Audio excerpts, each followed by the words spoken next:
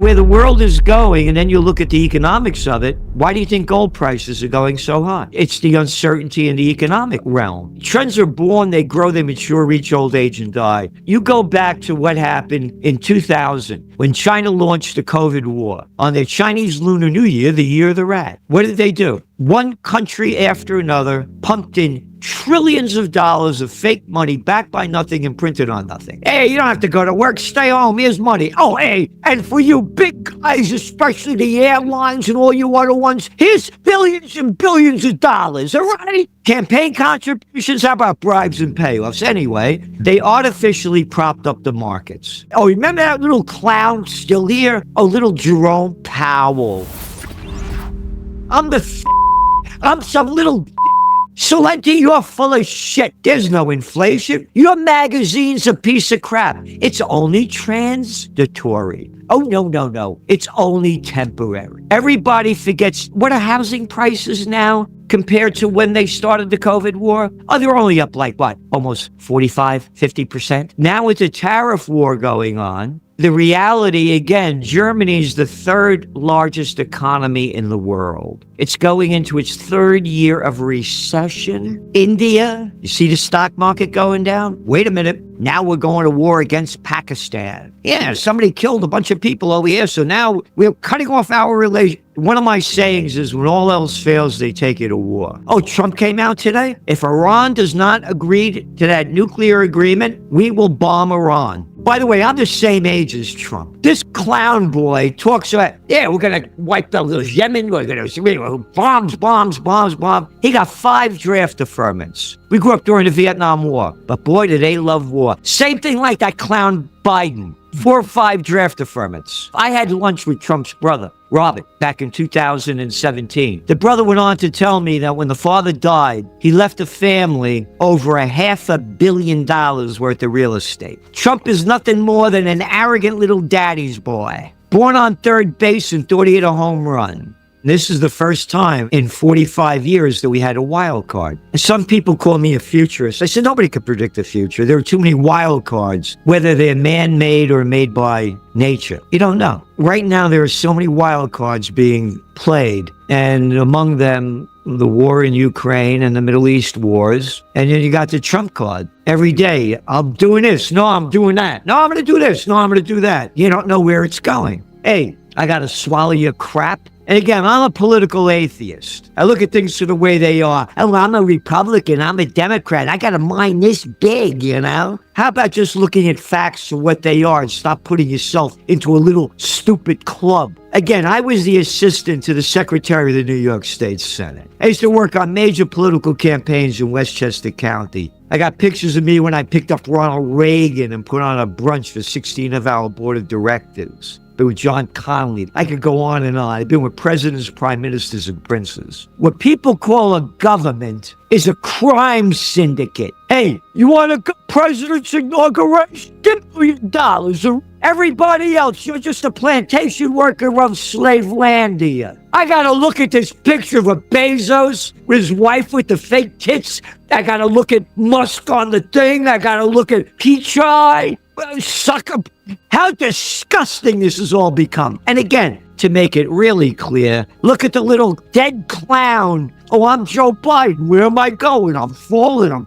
Hey, how about Mitch McConnell? Remember Diane Not-So-Feinstein? Dead in your eyes? Oh, she died right there. Remember that? It's a freak show. And it's not only here. You got that little guy without a over there over in France, Macron. Oh, how about Starmer over there in the UK? Oh, who was it before him? That the best cartoonist in the world could not come out with a freakier figure than Boris Johnson? Now you got the BlackRock guy over there in Germany, Merz. We gotta stop those Russians. This is our 3rd year going into recession, but we will now take $1 trillion to build up our defense because we have to stop the Russians. Oh, wait a minute. You only killed 25 million of them in World War II. Oh, they're going to attack the rest of the Europe? This is going on in front of it. Where's the outrage? None. Oh, how about the slaughter of the Palestinians? Why, you anti-Semite? You can kill all the Palestinians you want. How dare you say slaughter the Palestinians? What, 85 died yesterday? Bombing hospitals, churches, schools, mosques? Where's the outrage? Not a word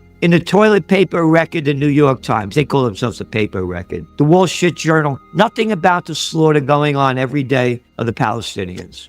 Read the Trends Journal, it's right there. We said it when Trump got elected, that he will do everything he can if the economy goes down in any way to force Powell to lower interest rates. So now you hear all this crap going on now about, oh, Powell saying this and Trump can't do that against Powell. Again, we only look at facts. Let's go back to ancient history. December 2018. The Dow had its worst December since the Great Depression, 1931. What did Trump do? He forced Powell to lower interest rates. Powell lowered them in January 2019. What happened? The stock markets had a happy day, didn't they? Oh, remember the repo crisis from this thing artificially propped up? Oh, forget about that. Don't talk about that. People have no idea. You have to look at the trends and how they keep connecting, and you have to look back and look forward. So Trump forced him to do it again before he'll do it again. We said this from the beginning. Now, just to make this 1,000% clear, there used to be this great guy, George Carlin. He said, one big club and you ain't in it. Who was the U.S. Treasury Secretary under Biden? Janet Yellen. What was her previous job? The Fed head. It's one big club. This is all theater about Powell doing this and Trump saying that.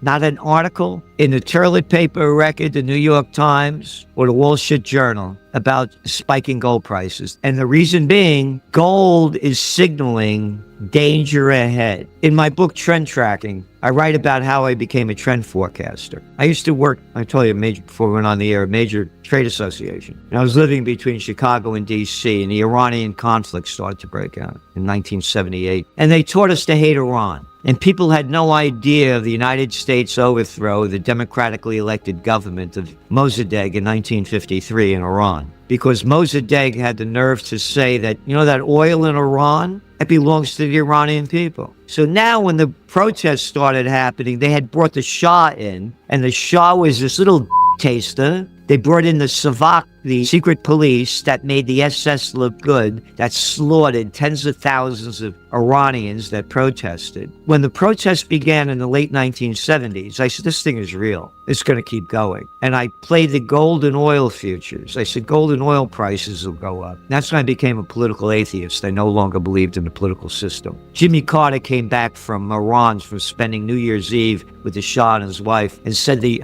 Shah was the island of stability in the Middle East. We're seeing a gold spike now that's comparable to back then. And the reason being is the geopolitical and economic instability that we have never seen since World War II. World War III has already begun. There's going to be a major event that makes it, quote, official. In July 26, 1941, President Franklin Roosevelt seized all Japanese assets in America. Along with the Dutch and the UK, they cut off 3/4 of Japanese global trade and 88% of its imported oil. Japan imports 100%. They cut off all their oil, kill their trade, and you know why? Those dirty Japanese invaded French Indochina. French Indochina? What the hell are the French doing in Vietnam, Cambodia, and Laos? And you're calling it French Indochina? Oh, we're in Algeria. We're everywhere we want to go. We're the French Foreign Legion. All right? Then they bomb Pearl Harbor. I wonder why. And when World War III becomes official, it's going to be the beginning of the end of life on Earth because it's going to be nuclear annihilation. When I talked about what Trump just said about bombing Iran, there are 91,000 Iranian people against 7 million Jewish people. And Iran is very advanced militarily, scientifically, and technologically. They can wipe out Israel like that. But Israel has, and anybody can look it up, the Samson option. They have between 200 to 400 nuclear warheads. And they say they will go nuclear if they lose. That's not my language. It's right there for anybody to look up and listen to. So I'm very concerned about where this is going. You have maniacs in charge.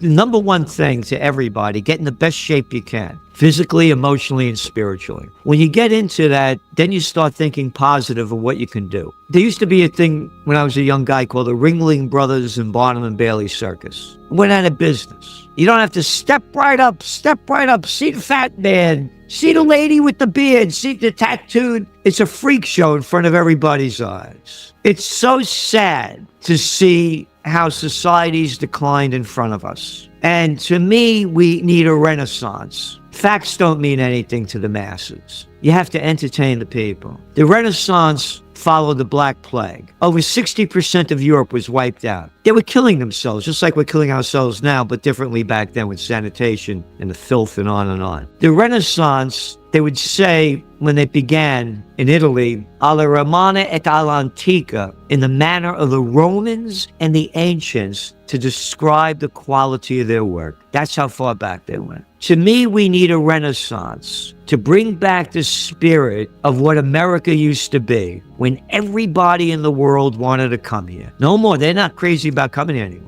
They're leaving. I have pictures of my parents' wedding, 1934, may they rest in peace. The way they're dressed up, the beauty of how they look. My father worked in a fish store. They worked in factories. They were laborers. There was a dignity. There was a style. All gone. And the billionaires don't give a penny for peace. They don't give a penny to uplift the spirit of this nation. When you look at the photos of my parents' wedding, the Musks, the Bezos, the Gates, the Cooks, the Zuckerbergs couldn't come close to what these people look. Again, I've been at this a lot of years. Facts don't matter. You got to entertain the people and bring up their spirit. So you bring it up high enough and the people rise in that spirit. They won't take the crap being shoved down their throat by the prostitutes in the mainstream media, the media whores that get paid to put out by their corporate pimps and government whoremasters, and they start to think for themselves. And to me, that's the only way I see it changing.